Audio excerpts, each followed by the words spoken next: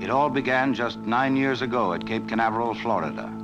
That was the year we launched our first successful rocket. But it was the second that caused the trouble. It was called Explorer 2, if you remember.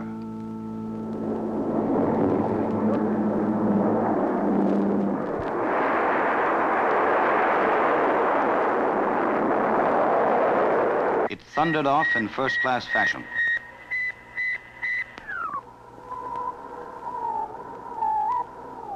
Then suddenly the radio signals became garbled, if not rude. Shortly after that, they stopped altogether. In a matter of minutes, the Pentagon was informed, and the whole establishment sprang into action immediately.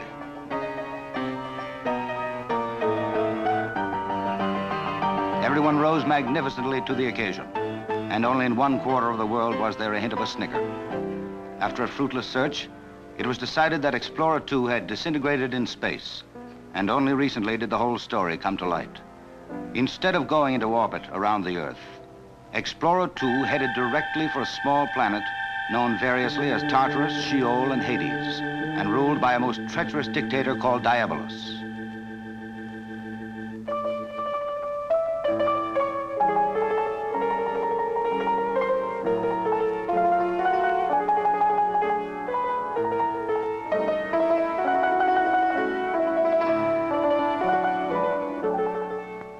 Diabolus was an expert in growing Dimorphothecae. Each day he arranged them exquisitely on the altar of an old flame who had been in the chorus line of the Black Crook some 80 years ago.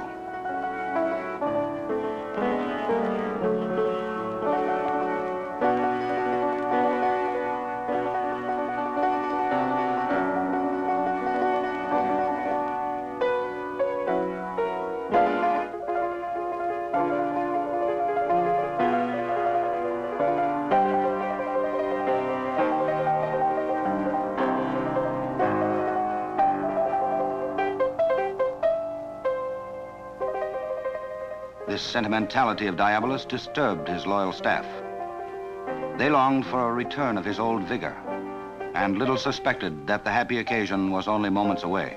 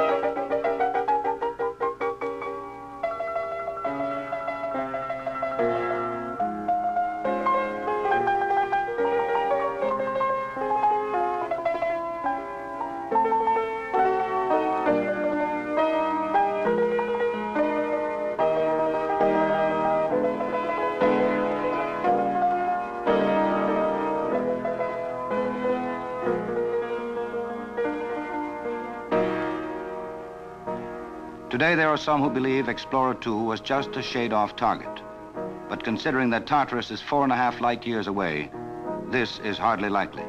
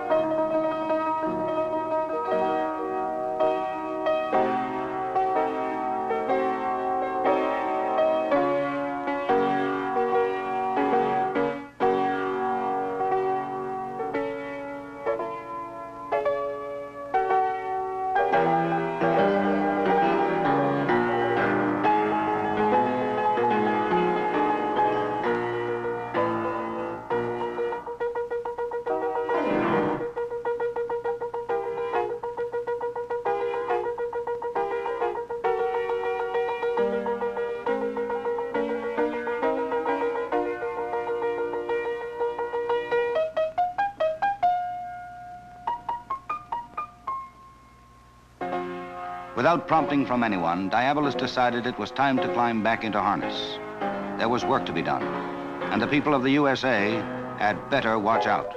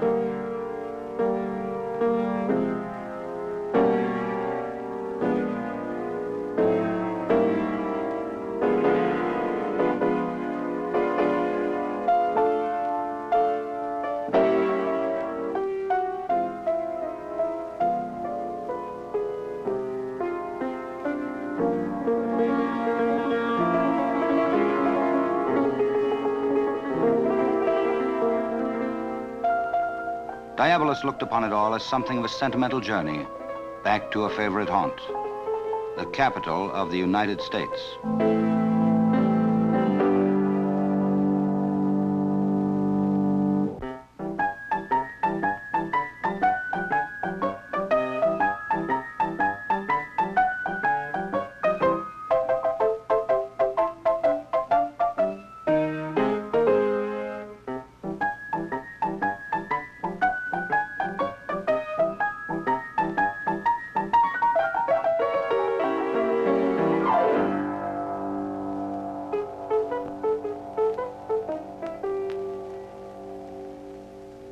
And so, girls, we must ever be on the alert for thrips in our Dimorphorthecus.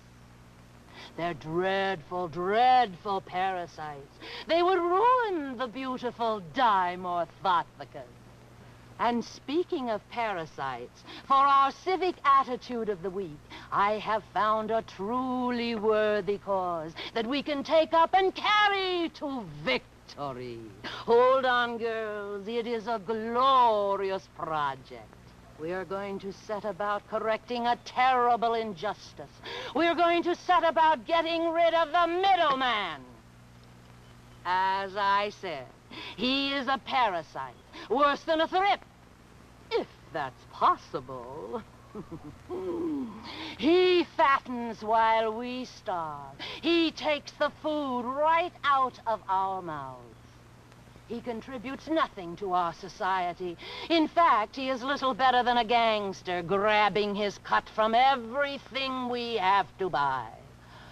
Words fail me when I try to describe how wicked the wholesaler is. Girls, we must enlist the support of everyone. Eliminate the middleman must be our watchword. The middleman must go.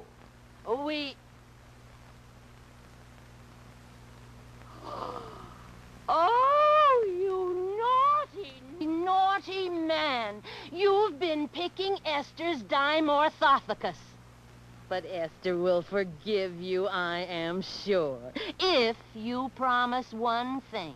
You must promise to join our fight. Get everyone to write his congressman these 3 words. Eliminate the middleman. Cross your heart. Hope to die.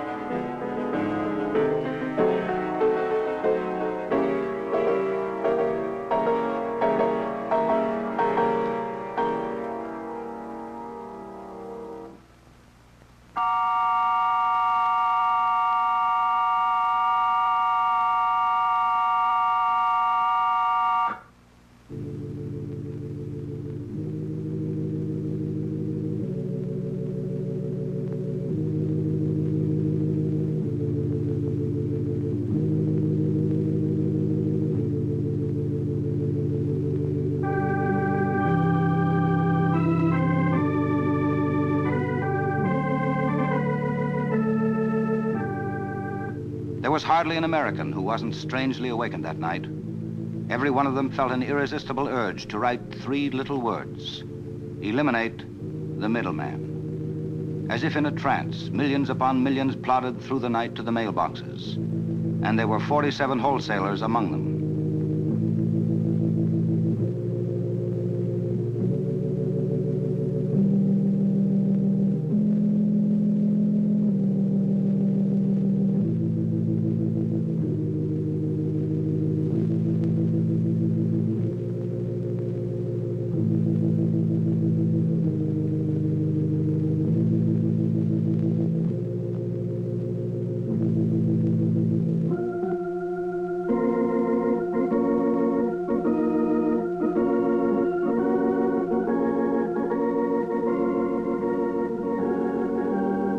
Magnificent new high-speed equipment in the Washington Post Office coped with a mail flow that had never been equaled.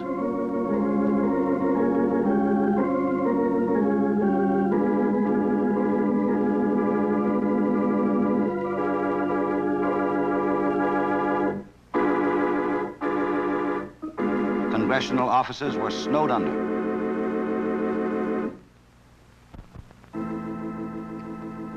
Congress dropped everything to heed the will of the people. Wholesaling was prohibited by law, and for a time, only the wholesalers themselves seemed to be affected.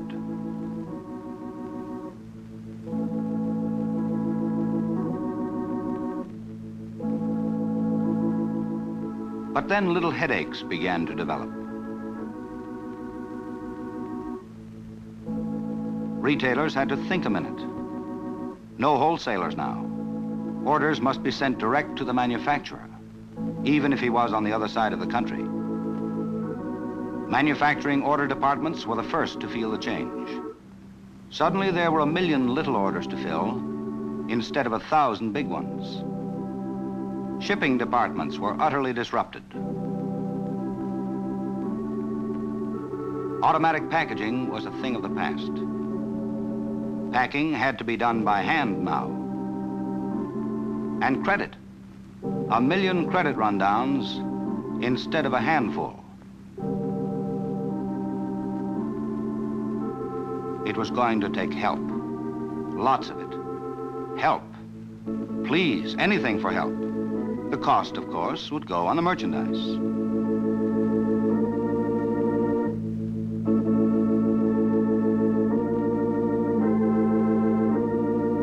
Human error crept in, and headaches multiplied.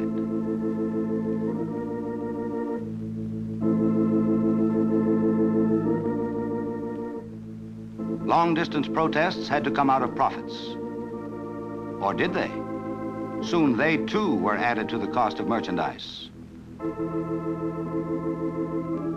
Retailers grew to hate manufacturers.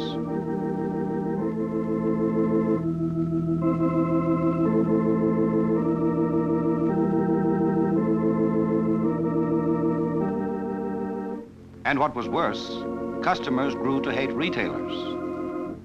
And retailers themselves began to entertain unwholesome thoughts about customers, like good riddance.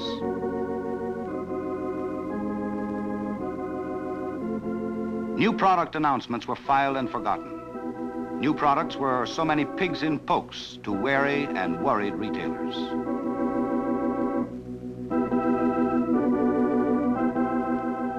Now manufacturers dispatched huge sales staffs to get out and demonstrate new products, as the old wholesalers had done for them. Prices began to skyrocket out of the sheer inefficiency of it all. Next, they built warehouses everywhere the wholesaler had been. The cost, of course, went onto the merchandise.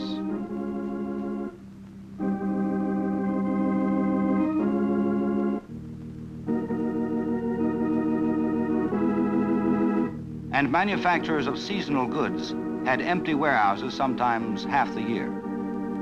The consumer paid the needless rent. Prices kept going up and up, and now stores were closing to customers a good part of the time. How else could the mass of manufacturing salesmen be interviewed and stocks replenished? There was no single wholesaler to take the load off the retailer anymore.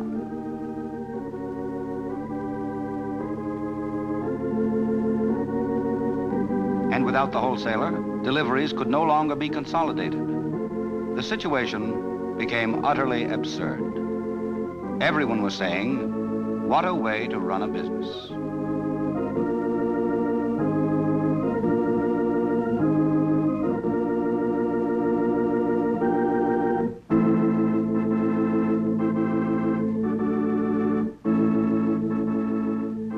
The chaos soon turned into hysteria.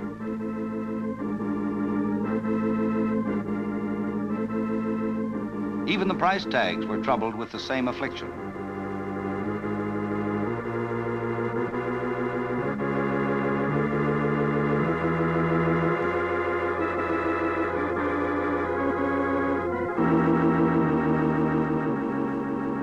Supermarkets, controlled by a few large operators, managed to corner what few supplies there were.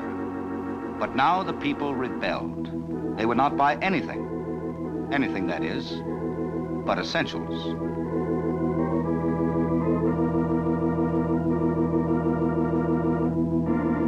Manufacturers and small businessmen had no choice but to get out of business.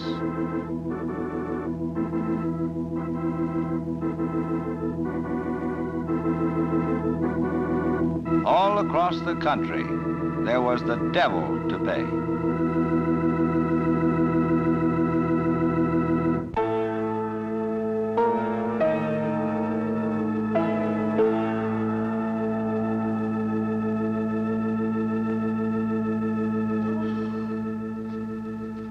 My feet are killing me.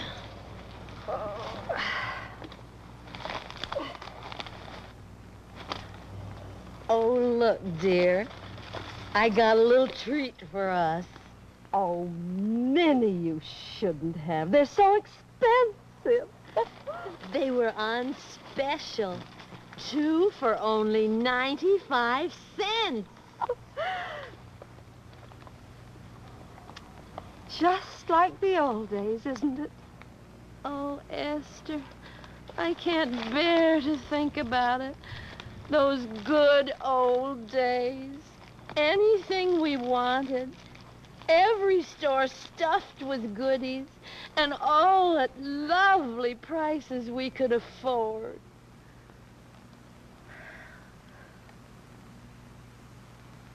In the good old days, the wholesaler was the hub of enterprise. He collected goods in bulk lots from manufacturers everywhere, allowing them to move merchandise as fast as produced, and maintain stocks at convenient locations throughout the country. The wholesaling hub was always a fully stocked warehouse ready to meet any retailing demands efficiently and economically, and permit savings that could be passed on to the customer.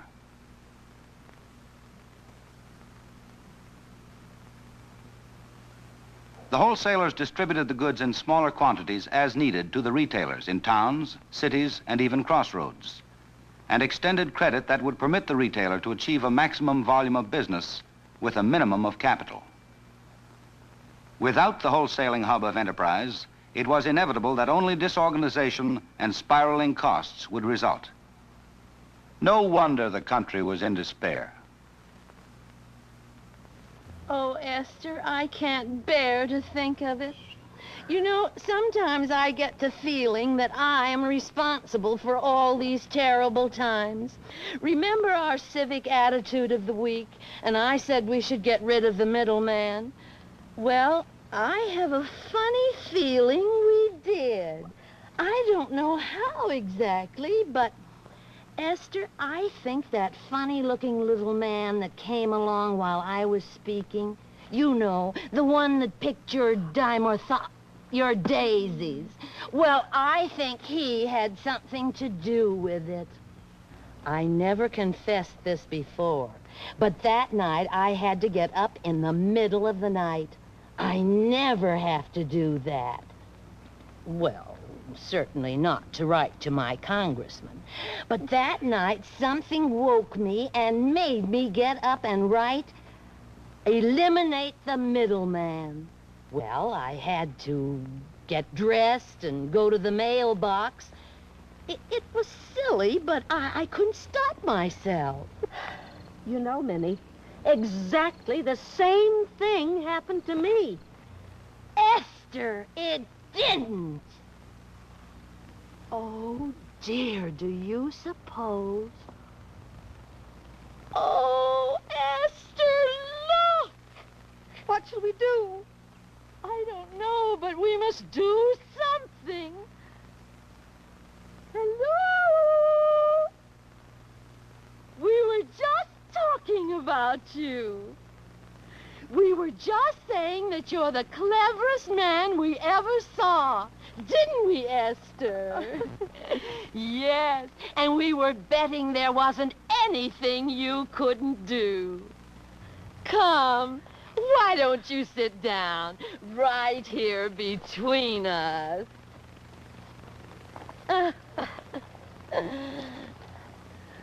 You're such a sensitive man. And you love flowers, don't you?